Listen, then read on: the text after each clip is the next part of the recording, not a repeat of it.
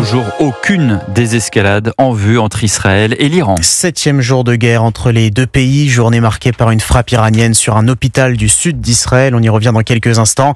Mais avant, intéressons-nous aux ressortissants français bloqués sous les bombardements au Proche-Orient. Antoine Bienvaux, le ministre des Affaires étrangères, donne aujourd'hui des consignes pour faciliter les rapatriements. Oui, en ce qui concerne l'Iran, d'abord Jean-Noël Barrot appelle les ressortissants français à quitter le pays par leurs propres moyens en promettant un accompagnement aux frontières turques et arméniennes. Le passage est possible sans visa vers l'Arménie et la Turquie dont les frontières sont ouvertes.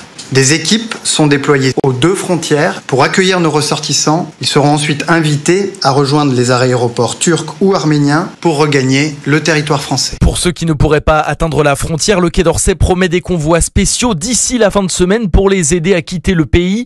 En Israël, la consigne est la même. Les Français sont appelés à rejoindre les frontières jordaniennes et égyptiennes par la route pour y être pris en charge.